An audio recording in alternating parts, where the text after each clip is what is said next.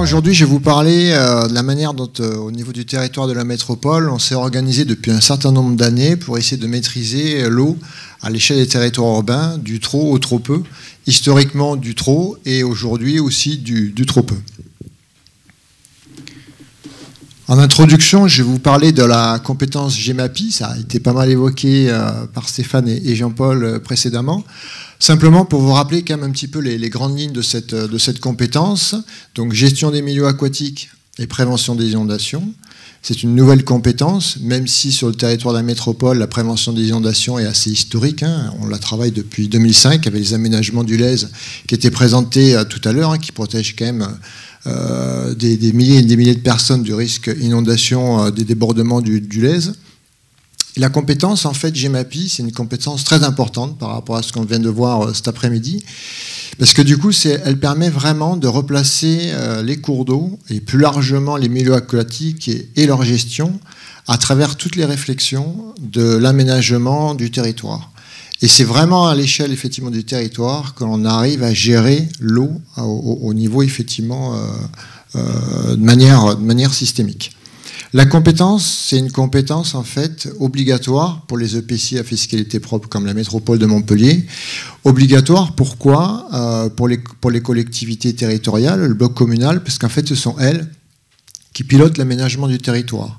Donc forcément, il fallait avoir le bon échelon pour pouvoir être vraiment actif dans la gestion de l'eau à l'échelle, à la bonne échelle.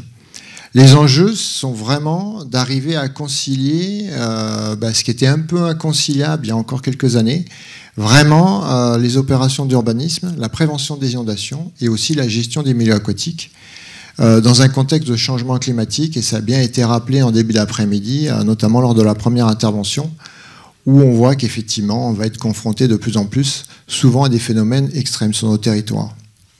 La compétence, elle se développe en 4 items, les items 1, 2, 5 et 8 du Code de l'environnement qui sont un petit peu barbares, qui permettent, pour faire simple, d'arriver à lancer des missions à l'échelle des territoires, notamment pour, à travers l'item 1, tout ce qui est les actions de rétention des crues, des zones d'expansion de crues, en fait travailler sur le ralentissement notamment dynamique, éventuellement des stockages d'eau, et aussi la mobilité latérale des cours d'eau. Donc on va plutôt travailler à l'échelle effectivement des bassins versants, ou des grands territoires pour permettre effectivement de la gestion de l'eau plutôt à l'extérieur des villes. Deuxième item, c'est l'item quand même aussi central, c'est l'entretien des cours d'eau d'un point de vue risque, mais aussi pour atteindre le bon état écologique des masses d'eau. Le quatrième item, en fait c'est l'item 5, ça concerne la construction et l'exploitation des ouvrages de protection. Donc là, on est vraiment dans le dur, les ouvrages vraiment physiques pour arriver à protéger des populations, essentiellement les systèmes d'endiguement. Et l'item 8, qui est un item un peu fédérateur, qui permet de gérer vraiment les milieux aquatiques au sens large, avec de la gestion courante, de la protection, de la préservation et de la restauration des milieux aquatiques. Et c'est un champ d'action important offert par la compétence pour que le territoire puisse s'organiser pour agir à différents niveaux, du trop au trop peu, par rapport effectivement à la gestion de l'eau. Et c'est notamment à travers ce type de mission que l'on peut réaliser tous les travaux de continuité écologique. Donc, la GEMAPI, Stéphane l'a effleuré tout à l'heure, elle est insuffisante si on veut arriver à travailler à l'échelle du grand cycle de l'eau sur des territoires. Et c'est pour ça qu'à la métropole de Montpellier, dans les missions du service, on travaille bien évidemment sur d'autres missions. C'est plutôt celle qu'on va développer, que j'ai développée cet après-midi. C'est la prise en compte des risques d'inondation, mais plus largement des milieux aquatiques dans l'urbanisme, que ce soit au niveau de la planification, le SCOT, le PLUI, qui est en cours de construction, ou l'urbanisme opérationnel, y compris au niveau effectivement du suivi et de l'accompagnement de toutes les opérations d'infrastructure du territoire, qui forcément vont contrarier les écoulements et le cycle de l'eau.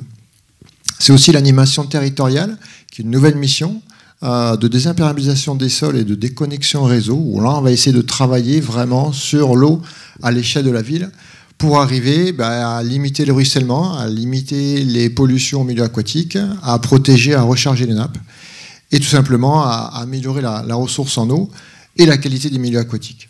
Et puis notamment faire un petit peu de soutien d'étiage, et on en a bien besoin en ce moment sur notre territoire.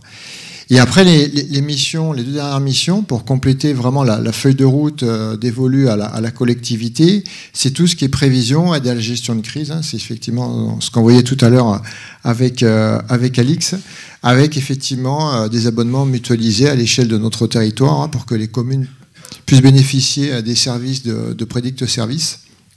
Et puis différents outils que l'on développe pour aider à la gestion de crise, notamment l'outil Ville en Alerte, et puis un certain nombre de capteurs de mesure de niveau d'eau sur notre territoire.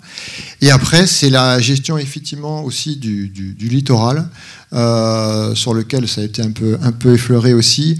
On vient de constituer une entente inter-EPCI sur le golfe d'Aigues-Mortes pour arriver à gérer à la bonne échelle entre collectivités qui ont les mêmes compétences, GEMAPI, aménagement du territoire, mais bien d'autres, les missions essentielles à travers, d'une part, les risques littoraux qui sont de plus en plus présents, sur lesquels il va falloir qu'on arrive à trouver une stratégie d'adaptation, de gestion du littoral et du trait de côte, mais aussi les sujets en lien avec la biodiversité et la qualité de l'eau, et puis les usages qui sont effectivement souvent antagonistes les uns par rapport aux autres, par rapport à la préservation du lido et de tout ce qu'il apporte par rapport à la gestion des risques littoraux. Donc vous voyez, ces missions-là sont des missions qui sont quand même très transversales à l'échelle du territoire de la collectivité, des missions qui sont vraiment interservices, hein, la GEMAPI qui coordonne, pilote, définit des stratégies, qui met en œuvre beaucoup d'actions, mais elle n'est pas seule, elle est accompagnée effectivement de tout un tas d'autres directions de la métropole, les collègues qui s'occupent effectivement des eaux pluviales urbaines, mais des collègues qui travaillent dans les espaces verts, des collègues qui travaillent dans l'agroécologie, des collègues qui travaillent dans l'espace public, et bien évidemment tous les collègues qui travaillent à l'accompagnement de l'aménagement de notre territoire. Alors en quelques chiffres, la GEMAPI, alors plutôt sur je dirais des sujets un peu physiques, c'est 300 km de cours d'eau sur notre territoire qui sont entretenus régulièrement. C'est 30 km de digues, 30 bassins, 3 bassins barrages gérés. C'est le plus grand parc en fait d'ouvrages classés de la région Occitanie. Donc c'est quand même pas rien.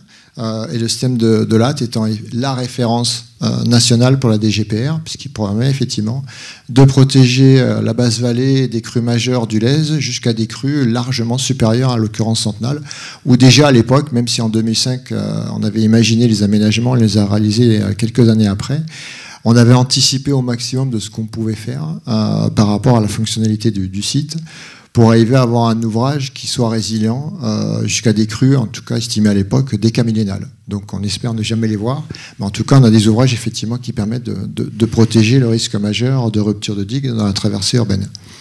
On a depuis 2005 protégé 35 000 personnes qui étaient exposées au risque d'inondation sur la métropole. C'est quand même conséquent. À la fin du mandat, on devrait arriver à atteindre les 50 000 personnes, ce qui représentera 10% de notre territoire en termes de population totale. Donc on aura protégé 10% des personnes qui étaient exposées au risque majeur du risque inondation. Après la GEMAPI, bien évidemment, c'est pas que les ouvrages, même si on pourrait faire un débat sur l'aménagement du territoire, mais on était plutôt là pour réparer en fait des situations héritées de notre territoire. L'objectif effectivement aujourd'hui, c'est d'arriver à enclencher les autres dynamiques. Tout ce qui est effectivement continuité écologique, avec les 15 km de cours d'eau qui ont déjà été équipés et les prochains qui vont suivre, où tous les ans on aménage un certain nombre de seuils. Après, en termes de territoire, c'est aussi 10 km de lido, essentiellement sur la plage de Villeneuve-les-Maglones, avec une plage plutôt naturelle, une plage plutôt équipée. C'est plus de 2000 hectares de lagunes et de zones humides que l'on gère, donc effectivement le ciel n'est plus là, ça a été la rationalisation voulue par les politiques et puis aussi en discussion avec les partenaires, à travers la compétence GEMAPI, d'essayer de rationaliser un petit peu le millefeuille administratif qu'on avait sur notre territoire, pour ramener justement encore une fois plutôt en centralité à travers les acteurs qui portent l'aménagement du territoire, la gestion de ces milieux-là. Donc on gère 2000 hectares de lagunes, ce serait beaucoup, 2000 km, et les zones humides qui y sont associées. Et puis après, on a développé un certain nombre de capteurs et de surveillance au niveau de notre territoire, On en a 35 aujourd'hui, on en aura 45 dans les prochaines années. Donc voilà un petit peu pour la partie introductive qui permet de poser un petit peu le cadre de la GEMAPI, de la manière dont on est organisé. Alors bien évidemment, ces actions systémiques, à l'échelle des services, on ne les fait pas seuls, on les fait bien évidemment en coordination avec nos partenaires financiers, l'État, la région, le département et bien évidemment l'agence de l'eau, dans lequel on essaie de définir et de suivre un certain nombre de leurs prérogatives, et bien évidemment en partenariat avec les EPTB, qui définissent aussi souvent les grandes feuilles de route, et puis la stratégie à l'échelle effectivement beaucoup plus globale, à l'échelle des bassins versants. Donc c'est un tout, et bien évidemment en intercollectivité avec les EPCI voisines, avec lesquelles on a de plus en plus de relations pour arriver à organiser, je dirais, la gestion du grand cycle de l'eau, chacun à son niveau, mais chacun aussi dans ses compétences, qui restent encore une fois, j'insiste, les compétences de l'aménagement du territoire et de la gestion au quotidien en fait de ces cours d'eau, qui sont souvent indissociables de la gestion de la ville. Donc le contexte local du territoire montpelliérain, puisqu'aujourd'hui on va plutôt parler de la gestion du grand cycle et plus particulièrement des risques en ville et la manière dont c'est appréhendé à l'échelle de la collectivité. Donc on a un territoire en forte attractivité, hein, on est à la plus forte attractivité en fait de France, avec plus de 1000 habitants encore qui arrivent chaque année sur la métropole. Donc ça ne baisse pas depuis une vingtaine d'années. Alors ça peut être moi je vois ça plutôt comme un atout.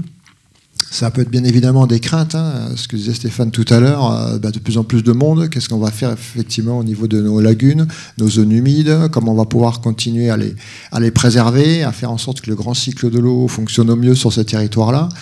Mais l'avantage aussi, c'est que l'accueil de ces nouvelles populations, avec un territoire qui est limité géographiquement, on va travailler au maximum à l'accueil de ces populations en renouvelant le territoire. Et c'est le renouvellement urbain qui va nous permettre d'améliorer les choses.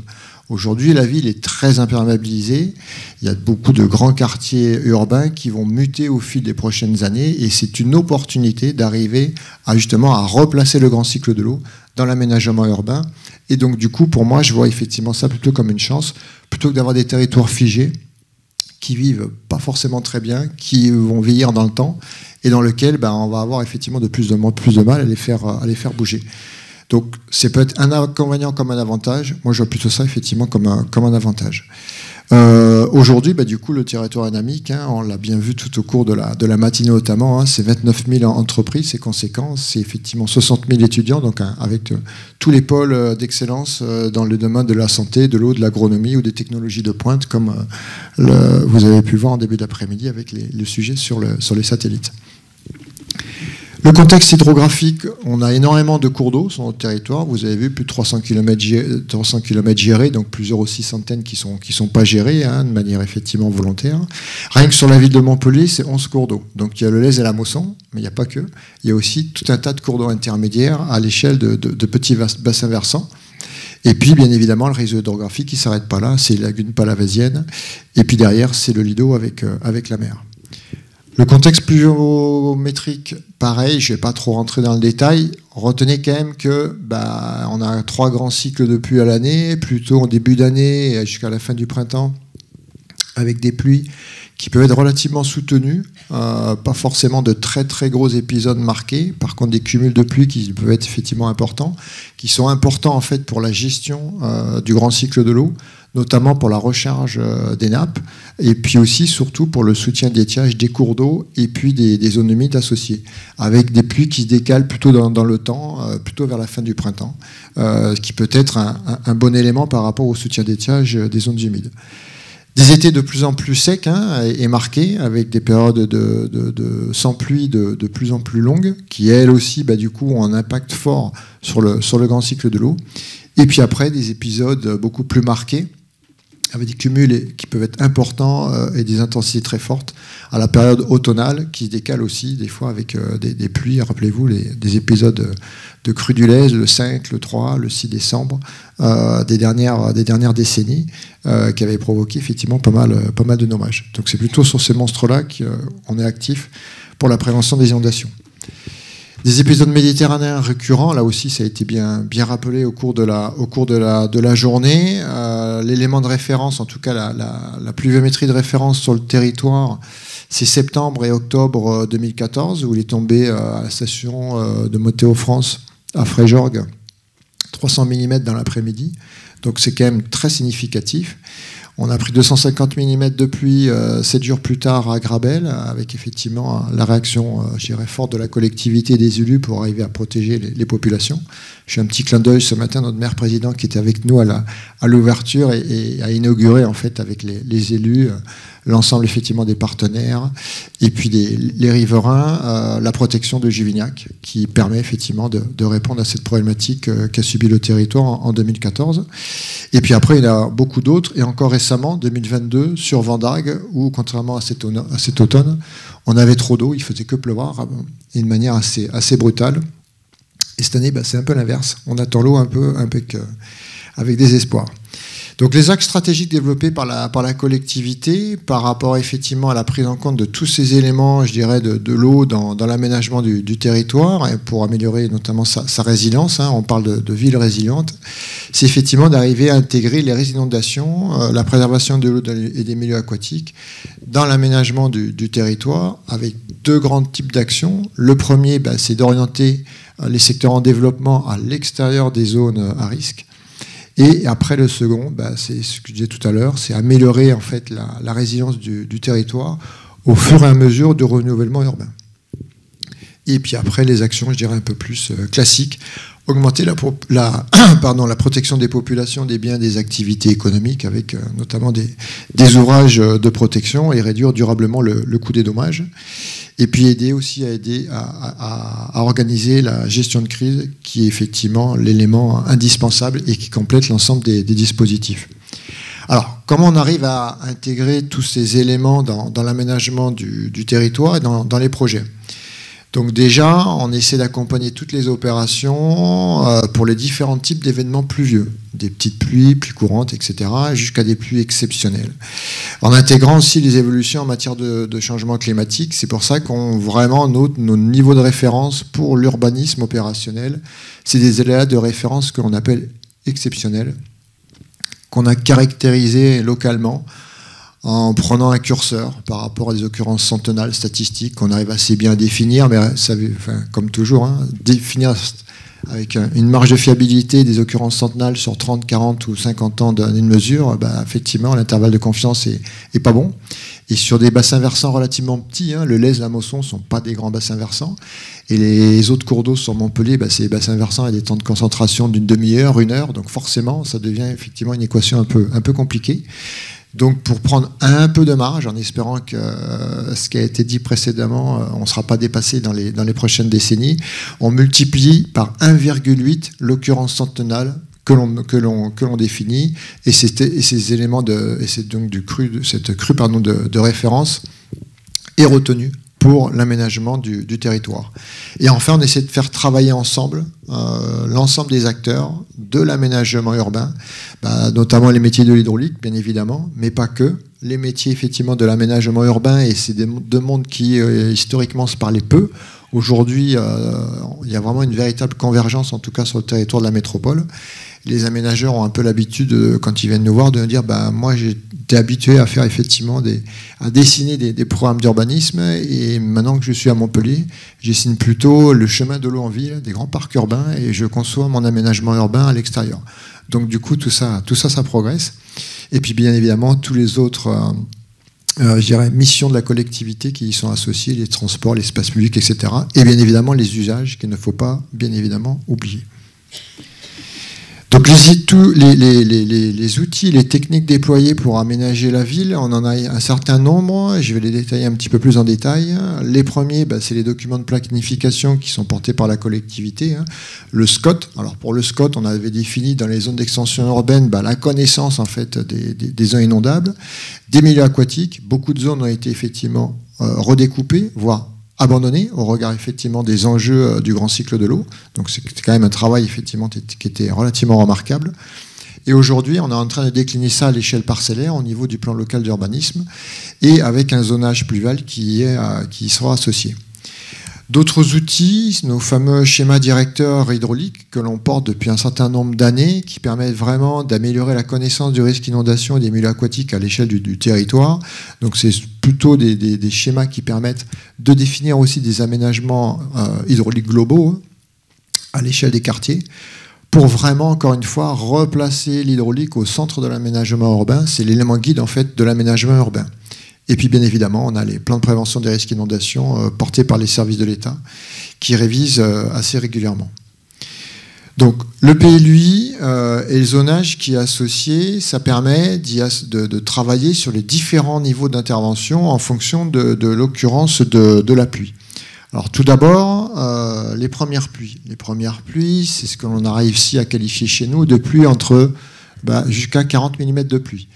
Alors 40 mm de pluie, c'est quand même important, puisque sur 30-40 années de mesure qu'on avait sur les stations, notamment Montpellier-Fréjorgues, on a réussi à déterminer que ça représente quand même plus de 85% du volume annuel des pluies. Bien évidemment, entre-temps, on a des monstres hydrologiques, mais lissés sur effectivement plusieurs décennies, les 40 premiers millimètres de pluie, ça représente effectivement plus de 85% du volume total des pluies annuelles. Donc l'objectif, c'est d'arriver à infiltrer ces eaux le plus proche possible de la production, donc à la source, vraiment à l'échelle de l'habitation, à l'échelle du jardin ou à l'échelle du quartier. Donc ça permettra déjà de limiter le ruissellement, donc de limiter aussi, la pollution au milieu aquatique, de protéger, de recharger les nappes. Deuxième niveau d'intervention, c'est les pluies courantes, donc c'est les pluies effectivement qui dépassent les 40 premiers millimètres. Et là, du coup, forcément, quand ça ne fonctionne plus, c'est une prise en charge par le réseau pluvial et les espaces publics. Après, on est plutôt sur des pluies, pardon, je me trompe de bouton, des pluies d'occurrence centenales. Donc là, l'idée, c'est de compenser en fait les effets de l'imperméabilisation, y compris dans les opérations de renouvellement urbain, qui se sont construites à l'époque sans compensation. Donc du coup, la ville s'inonde. La ville en elle-même, en se créant, crée son propre ruissellement et s'inonde toute seule. Donc l'objectif, c'est, dans chaque opération de renouvellement urbain, de remettre de la compensation vis-à-vis du risque d'inondation, notamment jusqu'à des pluies centenales. Et après, les pluies exceptionnelles, donc ça c'est vraiment l'appui dimensionnante pour la mise en sécurité des projets.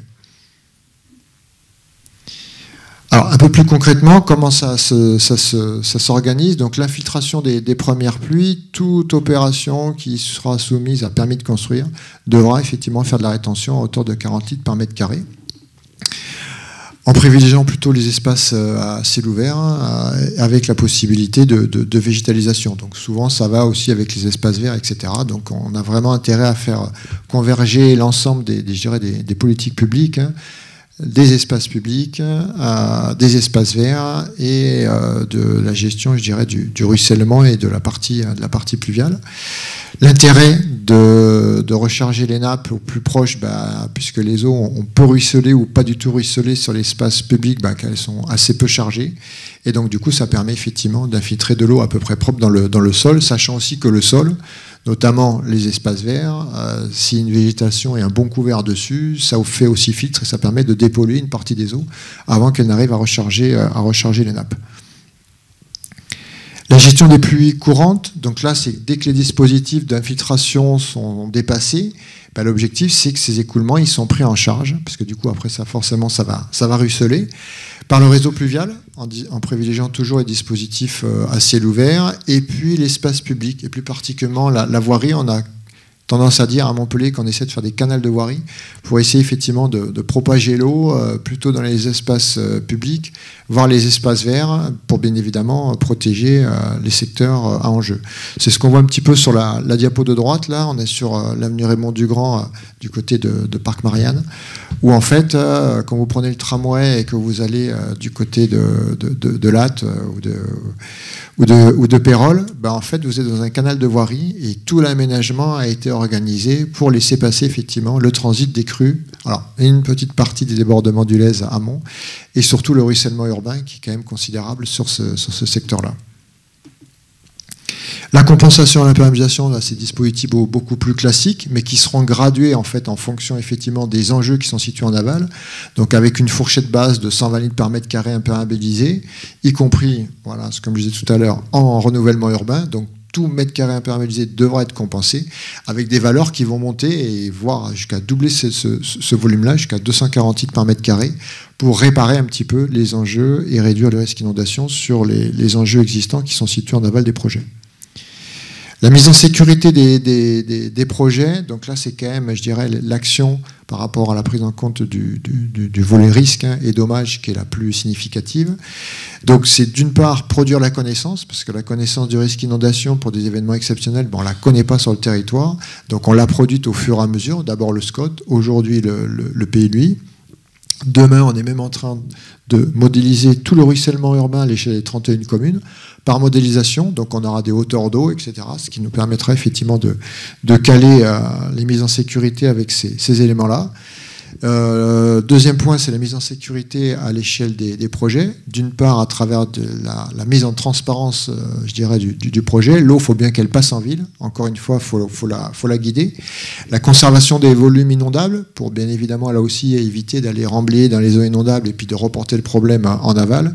Et les calages des planchers et des accès sous-sol, très important, au-dessus des cotes d'eau calculées pour l'événement de référence exceptionnelle, avec une marge de sécurité de 30 cm, parce que l'eau en ville, il suffit qu'une voiture se mettre en travers, une poubelle ou des avaloirs qui soient bouchés pour qu'on ait effectivement un peu plus d'eau.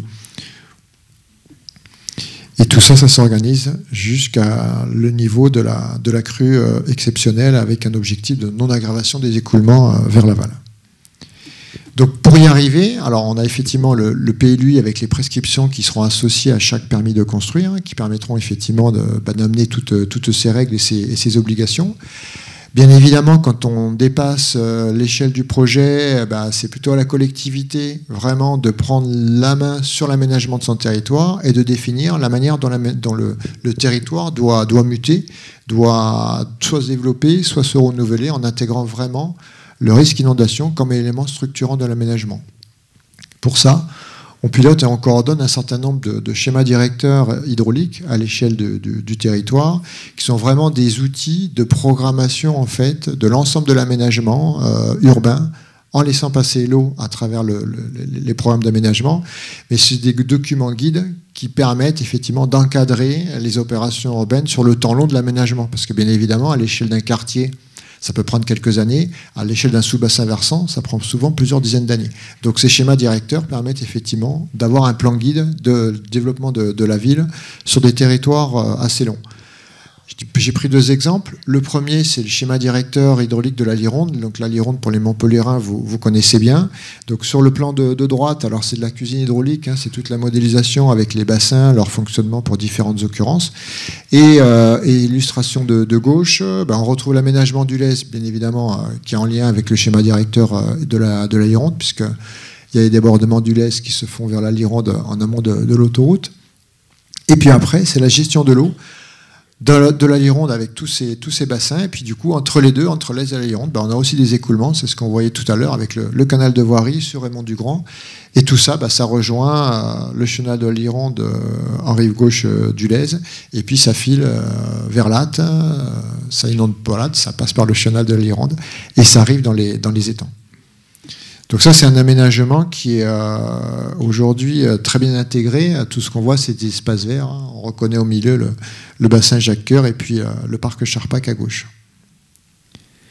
Un petit peu plus à l'est, un schéma un petit peu plus récent, le schéma directeur hydraulique du NEG 4. Donc on est sur le secteur en fait Odysseum avec la nouvelle gare TGV. Donc là aussi, voilà, imposé par l'État une construction d'une gare à l'époque, soi-disant en zone inondable, mais en fait c'est une gare-pont. Et on a réalisé un schéma directeur hydraulique qui a permis en fait de remodifier tous les aménagements des infrastructures qui étaient prévus, du déplacement de l'autoroute A9 et de la construction en ligne TGV. Pour arriver à intégrer le passage de l'eau, la rétention et la fonctionnalité des milieux aquatiques au mieux à l'échelle de ce territoire, qui est plutôt un territoire en développement, sur la partie amont et sur la partie aval, qui est un territoire qui est en mutation.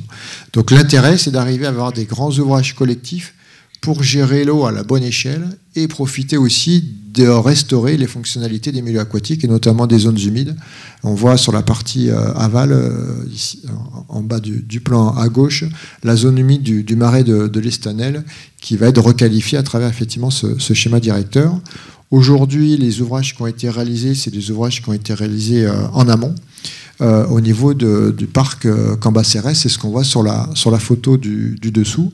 Encore une fois, l'objectif est d'arriver à faire vraiment mettre l'hydraulique en centralité du programme d'aménagement, mais par contre de ne pas faire des bassins comme on avait l'habitude de les faire il y a encore quelques décennies, mais plutôt voilà, des parcs multifonctions, multi-usages, qui donnent vraiment un espace vert au quotidien pour l'ensemble des populations, et une fois ou deux dans l'année, ces bassins-là, ludiques, deviennent effectivement des bassins écréteurs de crues, qui permettent d'une part de réduire l'inondation en aval, et aussi de contenir les eaux jusqu'à des crues exceptionnelles, et notamment de protéger d'une part les secteurs en aval, et aussi de permettre le projet urbain tout autour. Le schéma directeur hydraulique du NEG 4, il protège plus de 1200 emplois des inondations, 160 entreprises. Donc il a quand même une fonction première qui permet d'accompagner l'aménagement urbain, mais aussi de réparer les situations liées à un héritage du passé où on avait urbanisé un petit peu en méconnaissance du risque inondation et puis en occultant totalement la fonctionnalité des milieux aquatiques et des zones humides qui étaient associées sur ce territoire-là. Donc à travers ce dispositif-là, ça permet effectivement de réduire l'inondabilité et la vulnérabilité des secteurs en jeu, de garantir une urbanisation résiliente, c'est-à-dire que le projet urbain est effectivement à l'extérieur des zones inondables, et de restaurer la qualité de l'eau et surtout des milieux aquatiques qui y sont associés, et derrière de redynamiser notamment les zones humides qui vont être sanctuarisées à l'échelle effectivement de ce grand territoire. Donc ces principes-là, c'est vraiment les principes que l'on met en œuvre aujourd'hui dans toutes les opérations sur le territoire de la métropole qui permettent de faire converger en fait l'ensemble des acteurs à la gestion du grand cycle de l'eau en traitant effectivement de la petite pluie jusqu'à l'événement exceptionnel. Donc en conclusion, la ville de demain, elle se doit bien évidemment d'être résiliente par rapport à tous ces éléments-là qui sont liés bien évidemment au risque d'inondation, un petit peu quand même la fonction première, mais aussi préserver le grand cycle de l'eau et la ressource en eau qui est de plus en plus rare, ou en tout cas avec, je dirais, des tensions de plus en plus fortes, tout en anticipant au mieux les effets du changement climatique. Et là, on a beaucoup parlé du trop, mais on a aussi intérêt à vraiment ralentir les écoulements à l'échelle de notre territoire, puisqu'on le voit cette année, on a très peu d'eau dans nos réseaux, enfin je dirais sur l'ensemble des cours d'eau, y compris dans les zones humides. On a beaucoup de zones humides qui sont encore en grande partie asséchées, et on a la remontée du biseau salé qui effectivement a des impacts forts, d'une part pour la production d'eau potable, puisque le biseau salé remonte, vous savez, il y a des inversacs là du côté de cette agglométropole. Sur la métropole, on a des forages qui sont effectivement sur Villeneuve-les-Maglones qui sont très très bas en altimétrie, donc qui sont forcément soumis à ça. Et puis la remontée du biseau salé, ça altère la qualité des milieux aquatiques, puisque en fait on a besoin d'avoir une zone tampon entre les cours d'eau et la mer, avec des lagunes, avec un biseau, un gradient de salinité du doux vers le salé, et des zones humides périphériques qui, elles, justement, permettent de faire tampon entre la mer, le sel, et je dirais, le territoire au sens large, pas que les cours d'eau, et les territoires au sens large. Et c'est vraiment le siège de la biodiversité, ces secteurs-là.